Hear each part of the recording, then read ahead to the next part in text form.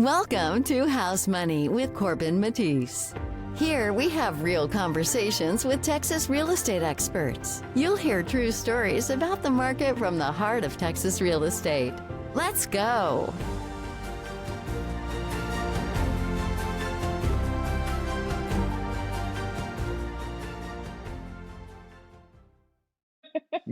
Mandy Mendoza has over 3 million in homebuyer production. She's a phenomenal CrossFit athlete. She works for Open House Austin, which is the headquarters for homebuyer education in Central Texas. Mandy Mendoza, welcome to the show. Hey, thanks for having me.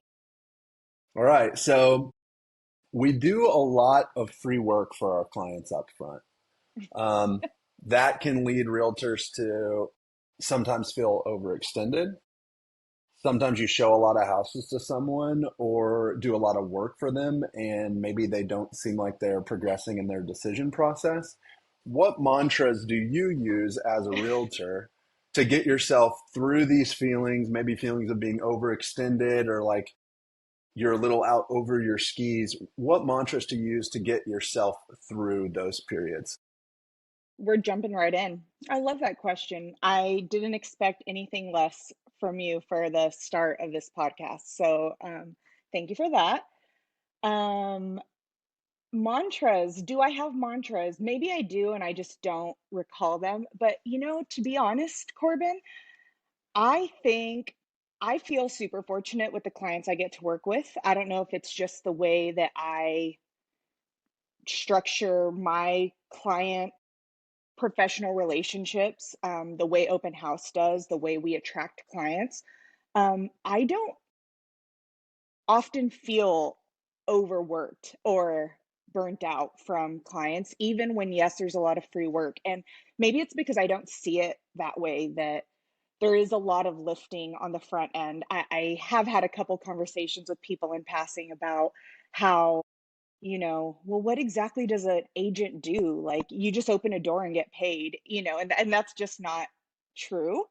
There's so much on the front end beyond just like going and showing houses, pulling comps, kind of really hearing what a client wants, hearing what their goals are short and long term, and then like helping them strategize and advise. But I don't often feel too overextended by people because I know every bit of effort that gets put into any transaction, even if it sees a closing or not, is not for nothing at all. Because I know I can walk away from something knowing like I put my best effort out there.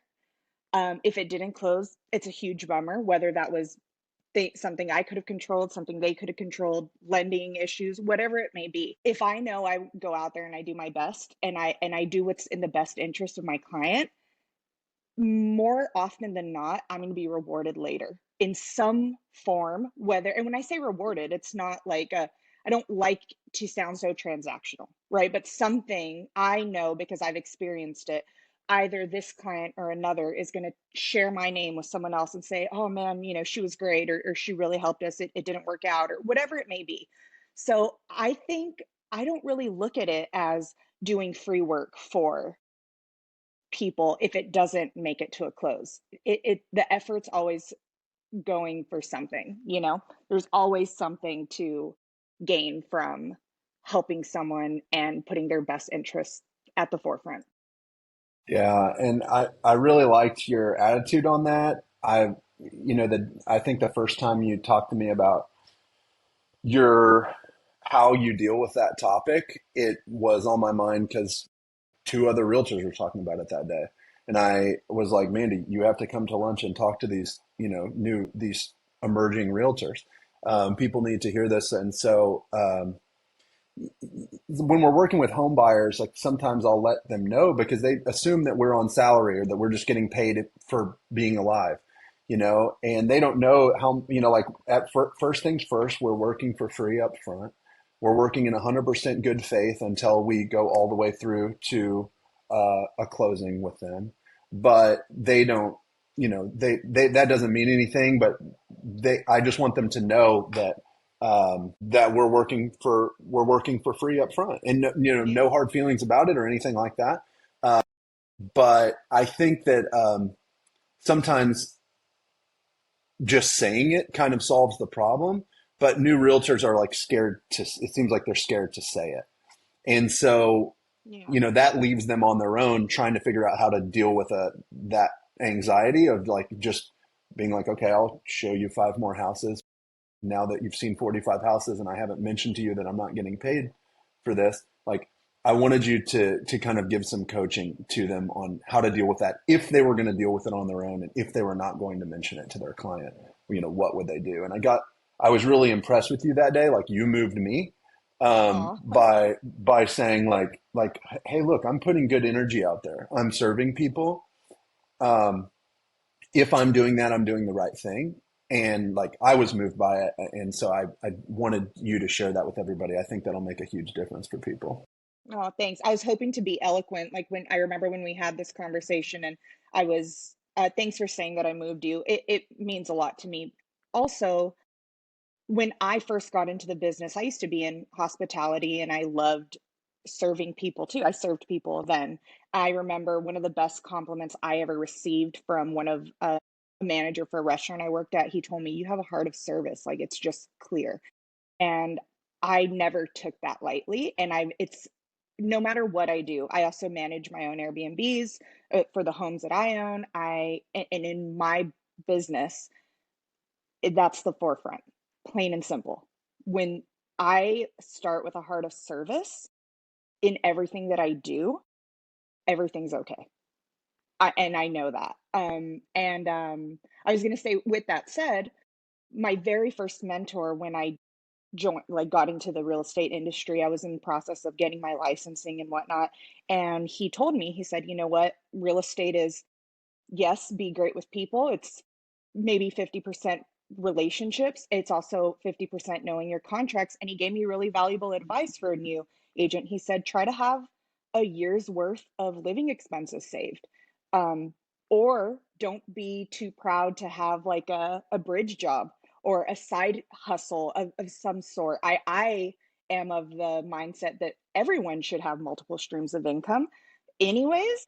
Um, don't be too proud to have a side hustle while you're like gaining experience and such. And I took that to heart. I don't think I had a year of living expenses saved, but I did really, make sure I set myself aside enough money that like my bills and stuff could be paid so that I could really approach my real estate business from not a place of lack or scarcity or fear, but from a place of like, I'm grounded and doing this and I can like go full force into this.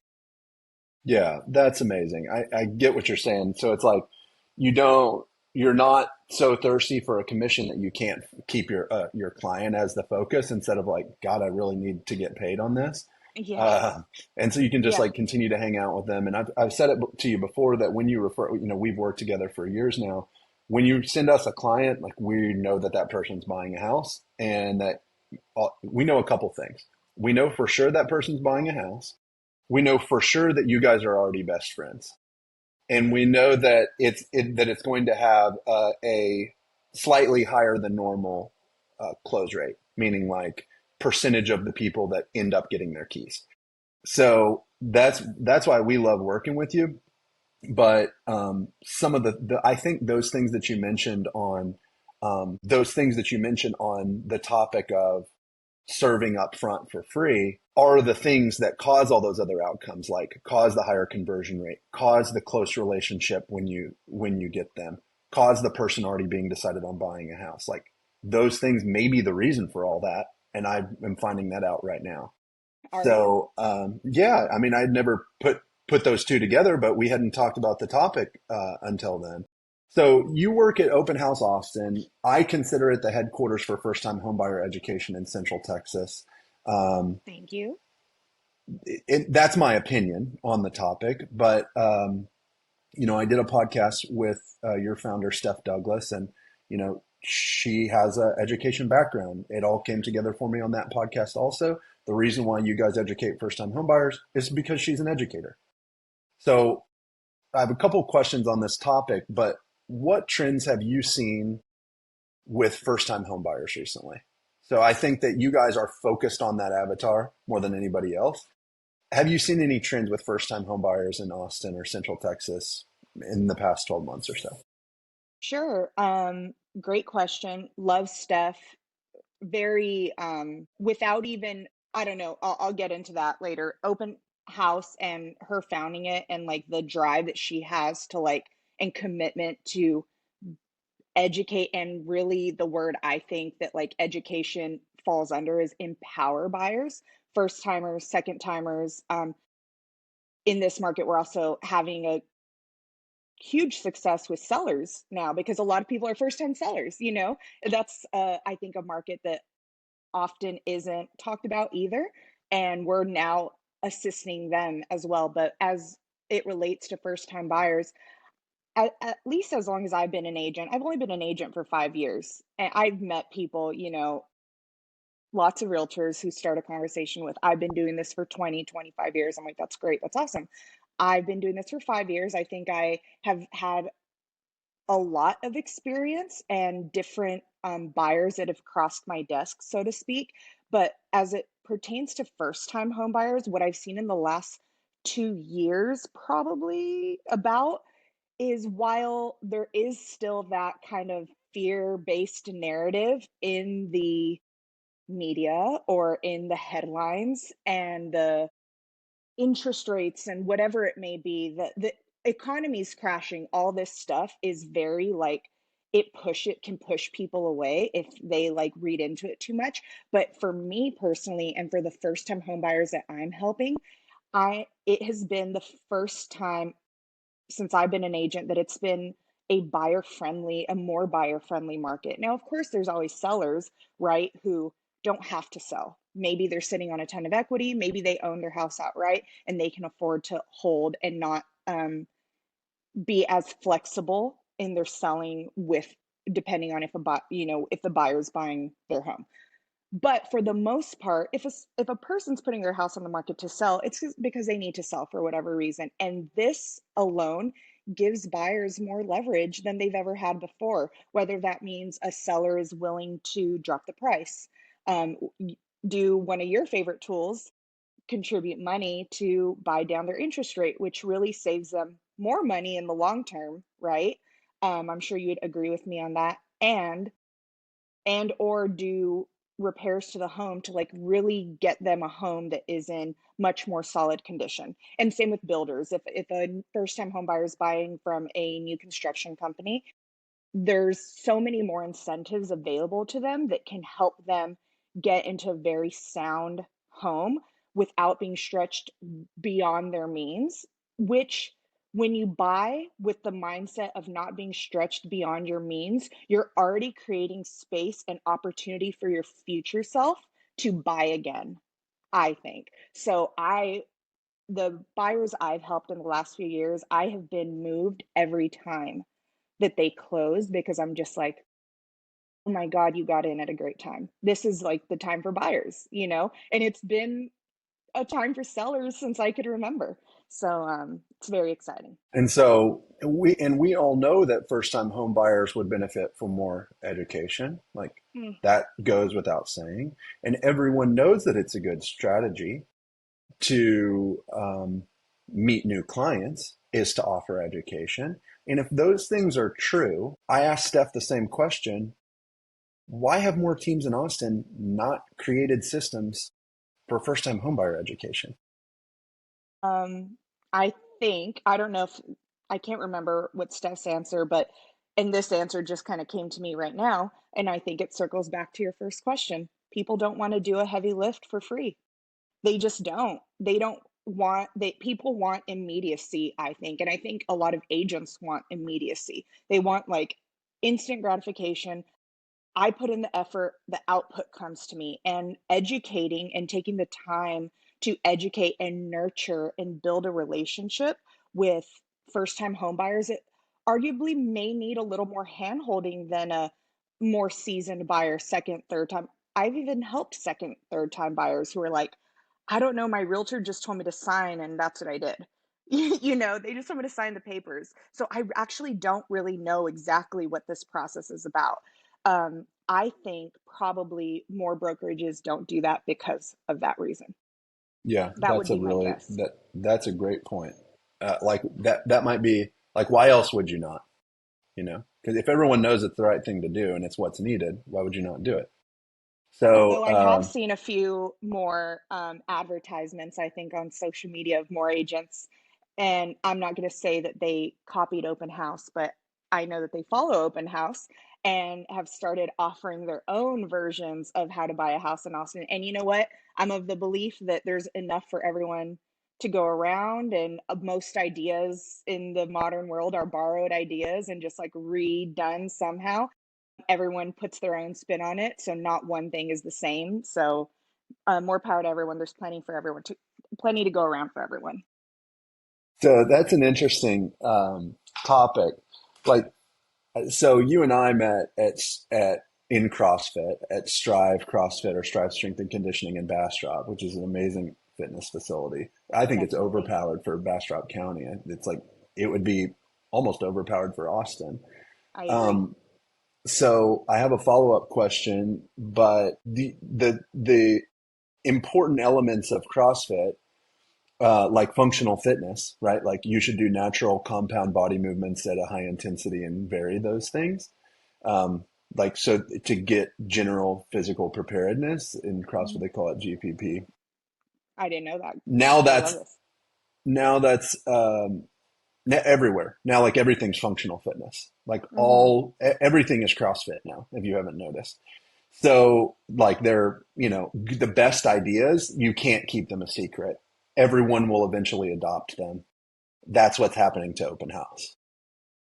It's like there's just not a better way to do that to serve people. It's the thing that causes the best outcome. You're creating passionate clients, clients for life. People are going to copy you.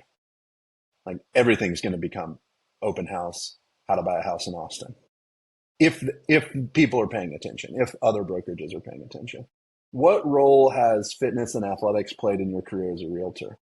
Oh, um, great question. You may Well, one, start by saying like what role has it played in your life? sure, yeah. Well, one, first things first is it keeps me sane every day. Not really, but kind of, I think there's nothing like for me, when I'm kind of mapping out my week, mapping out my schedule, as you probably know, and other realtors might agree, is you can have a regimented schedule, but there's always has to be like room for flexibility and for deviation, because things may come up that you didn't plan for or expect, and you have to be able to get around. Or you might have that client that you haven't spoken to in a couple months, who was kind of working on maybe paying off their debt or saving more of a down payment, and they call you and they say, hey, you know what, I'm actually free this weekend and I want to go look at houses. And if you have to be available. And with all that said, no matter how busy I get, I prioritize at least an hour, if not more, a day to my physical fitness, because it's like the one time a day that I can remove all the phone calls, the connectedness, to just like have a me time to get grounded and to do something that really requires me to give it my full attention. You can't lift heavy weights and have your mind elsewhere, be focused on something else. Like, you have to be involved in that at that moment. I think being strong is like one of the coolest things of mind, body, spirit, is like one of the like coolest things anyone could do. But how did sports and athletics have an effect on my life? I grew up playing team sports. Volleyball was my sport of choice.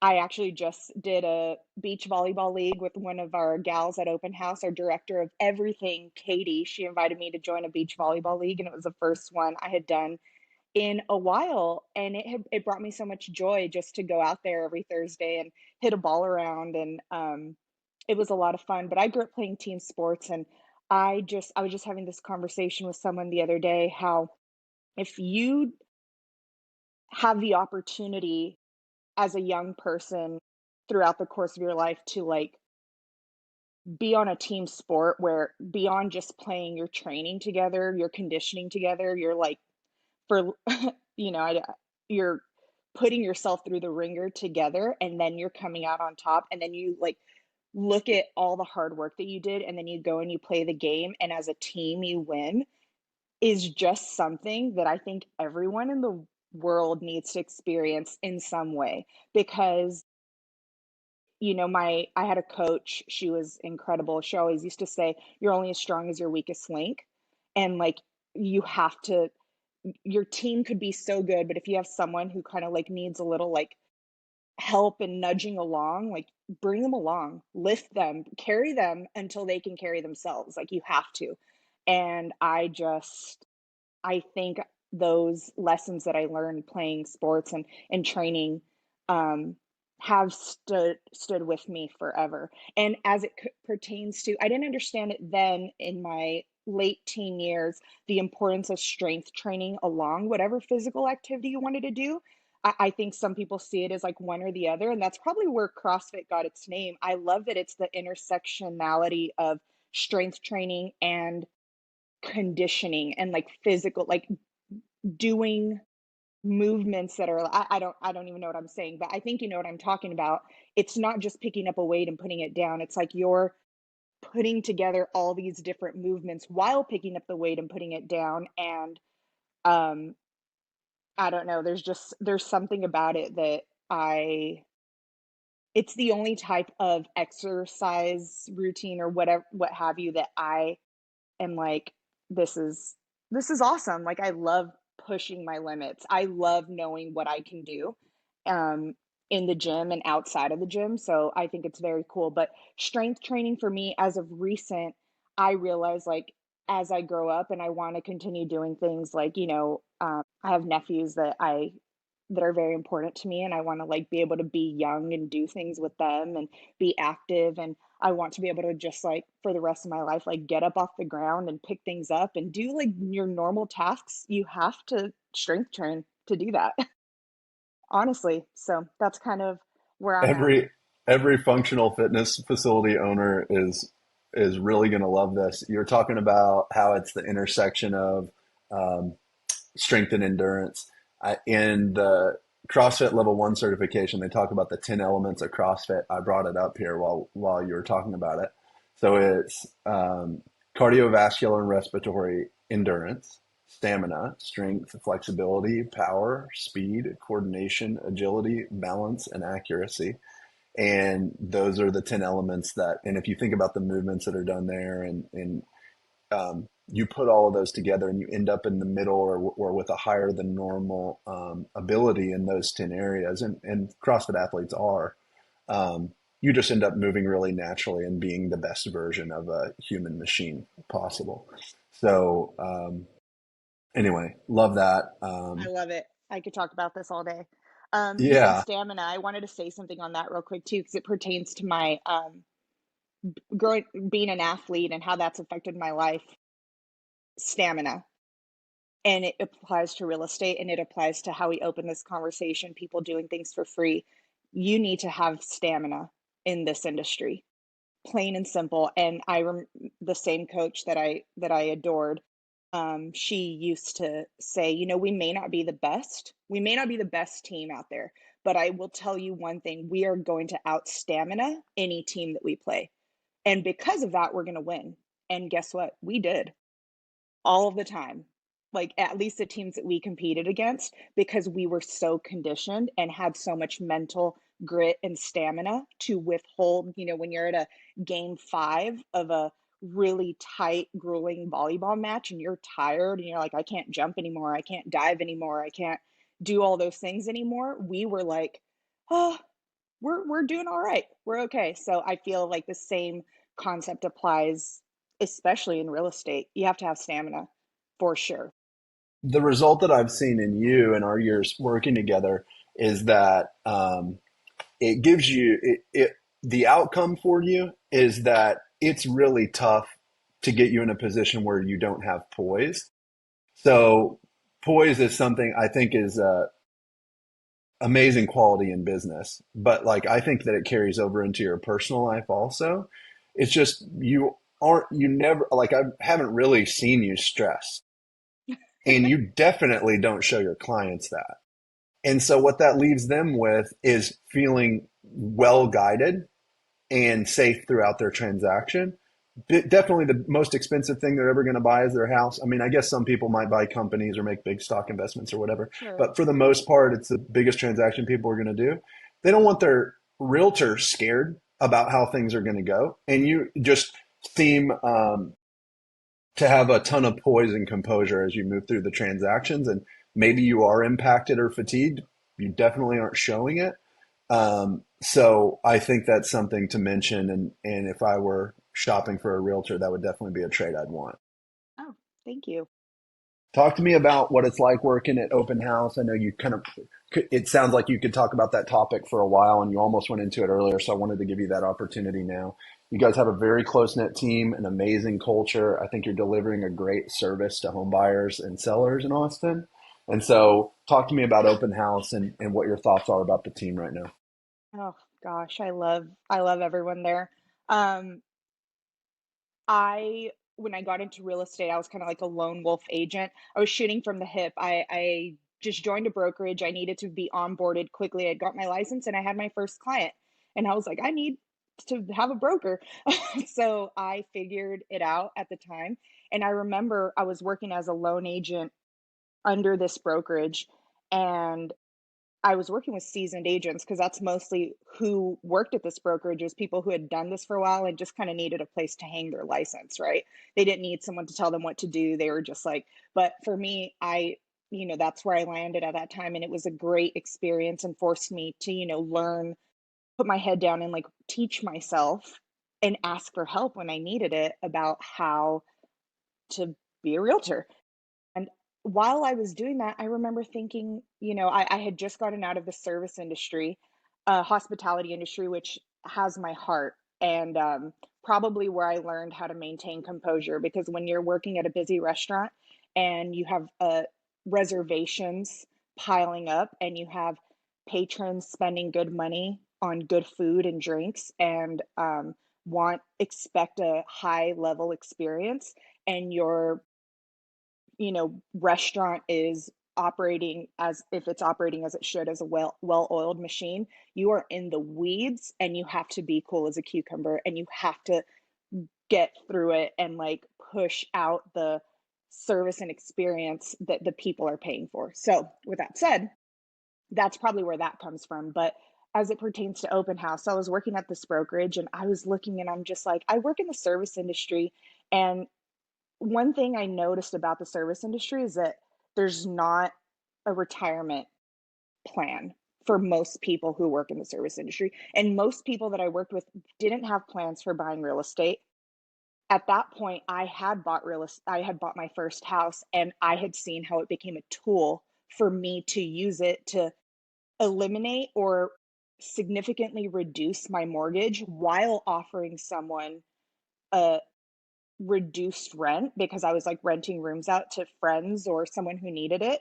And I just thought, like, this message has to get out to more people in the hospitality industry. More people have to do this because like there's no plan for retirement set for us. We're working off tips, and I knew people who were 60, 65 years old working double shifts at a restaurant. Talk about grueling work. That's hard work. And I was like, what are they going to do for their, like, so I felt this like big, deep connection to help the service industry. And I was like, how do I reach these people? So I start researching online and I find open house, first home buyer educators, the only people out there, women owned, empowered, who were trying to get the same message out to people who felt like they were underdogs or weren't able to buy, maybe not people who had parents to give them money for a down payment, or high income earning individuals. And I was like, this is really cool. And I think from that moment, I think I was in conversations with Steph for about a year before I joined open house, and I was so happy when I did. And what I think of the team, I remember when I joined, you know how they say like you become like most like the five people you surround yourself with. And on another saying on top of that is like, I don't ever want to be the best person in a room. I want to be the worst person in the room. I want to be surrounded by people who are so much better than me, so that it like motivates me to like level up, and I can only say that about every single person I work with at Open House.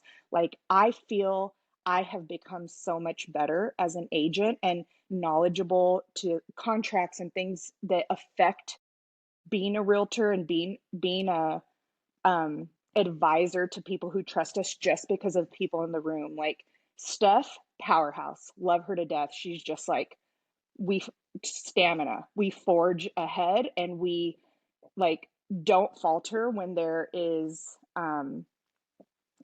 if we run into any roadblocks, we just like persist and power through. And like, I couldn't think of anyone better to be like at the helm of that. And then the other agents I work with, like Jen, Sid, Alan, Nevia, just to name a few, like everyone just brings something to the table, their own unique spin, and are so dedicated to service that I'm just like, this is exactly where I should be.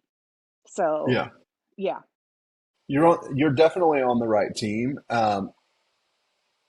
You mentioned a moment where you're like, okay, like you owned your own house and you were house hacking or you had roommates Hmm. helping you pay your mortgage. Take us back to the moment where you realized that real estate was working or where they're paying rent, you have a mortgage payment, there's a net income number at the end of those that set up, or maybe a net housing cost for you coming out of pocket. Take us back to the moment where you realize that real estate is working. You're like, okay, and break that down for us. Sure. And I was very fortunate. It was 2017, a very different market. I feel that Austin's always been a trendy place that attracts movers, but I don't think it was where it is right now. Austin has elevated since I've lived here in a significant way. So at that time, I feel that it wasn't, it was still pretty like a little more mellow. So I want to take that into consideration. But I remember I was renting a house with friends. We each paid $700 for a total rent of 2,100. I was talking to my landlord. I was good friends with my landlord there, and she was like, if you can get a mortgage and buy a house, and then like pay the house and like keep asking the bank for money and buy more houses, because that's what she had done. And she just like lived wherever she wanted. She had a house in San Jose, she had a couple houses in Austin, she had a couple houses in like Michigan, I think. I forget exactly where, and she would just kind of like flutter her and her husband throughout the United States wherever they wanted, and like put renters in their houses. And when they did had a house that was empty, they would occupy it. And I was like, that's kind of cool, and they were living very comfortably. So, anyways, I remember going like, I'm not going to rent anymore. $700, like I remember at the time feeling like, God, that's kind of a lot of money to be spending. And, but I listened to her and I said, well, let me see if I could qualify for a mortgage. I was serving pizza and beer at this time of my life. So my income wasn't like through the roof. It was very normal income for like a single person. And I went to the bank and I got qualified for a number. To be honest, I didn't really know what that meant because it was like my first step in I think it was like I qualified for $200,000. And my lender was like, cool, you qualify for a home of up to $200,000. And I was just like, okay, like I guess I'm looking for that.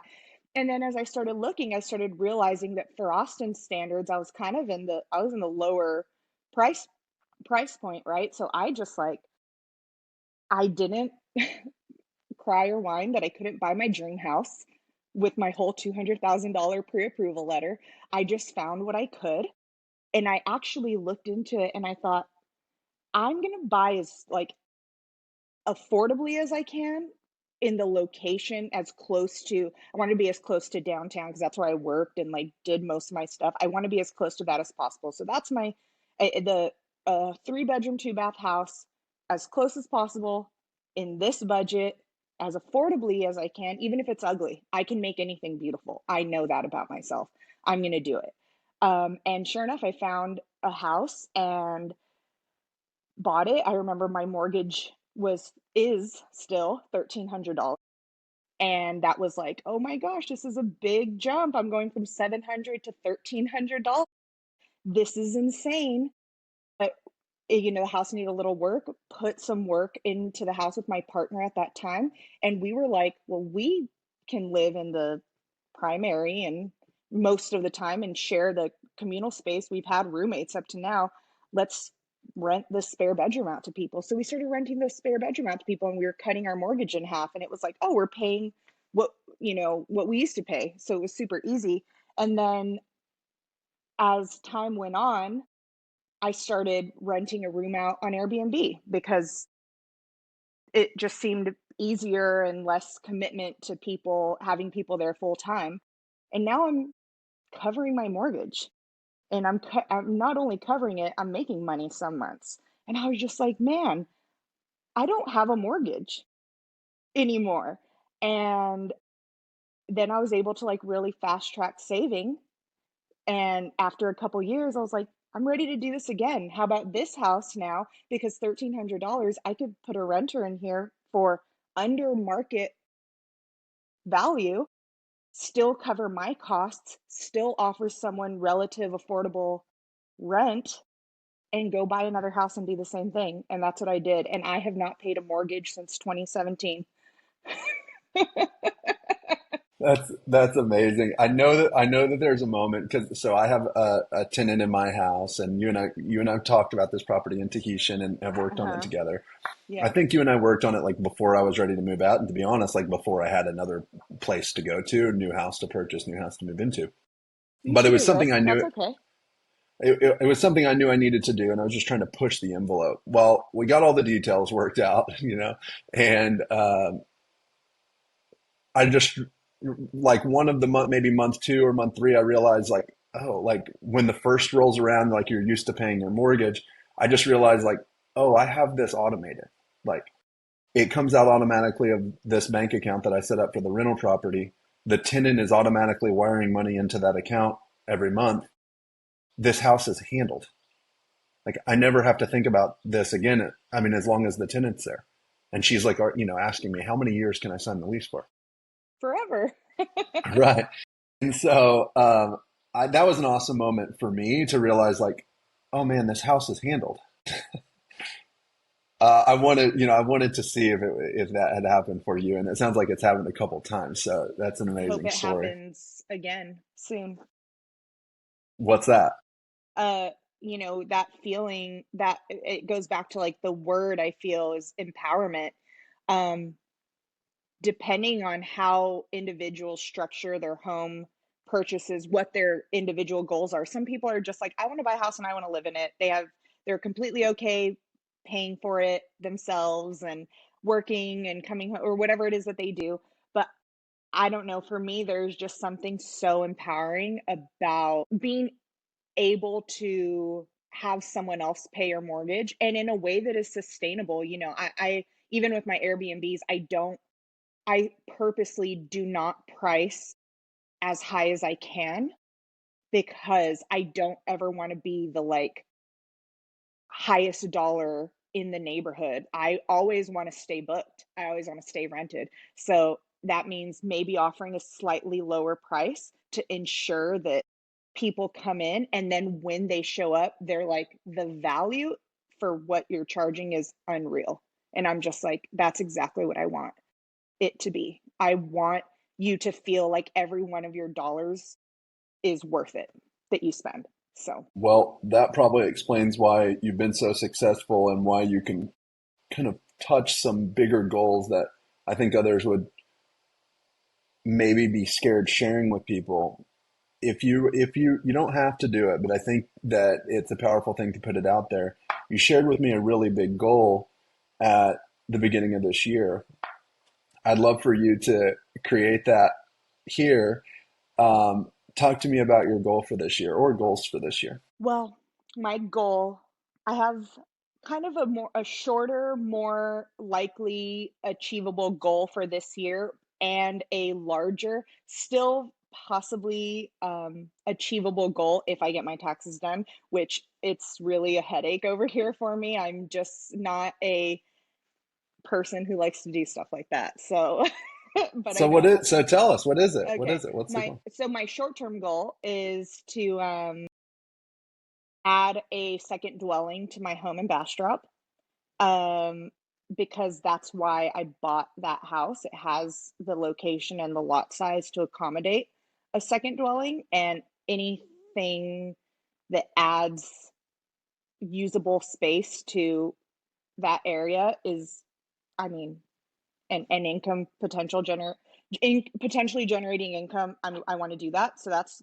shorter term, more likely goal sooner than later. My next goal is to go from 2 doors to 3 doors, which is, I guess not 3 doors. I guess if I put a second dwelling, it would be my fourth door.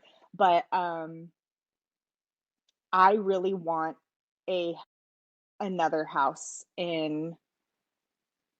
I go back and forth, but the reason I want this is because I know that retaining tangible assets like real estate increases one's net worth, and I want to be a millionaire, and I want to be a millionaire fast. I'm glad you said that because I wasn't going to let you off the hook for saying it. I knew that's what you wanted me to say. It's just the truth, and that's how it came up for you. And I could tell you were really moved by it when you shared it with me. And in saying, like, imagine how many people could potentially hear you say it on this podcast.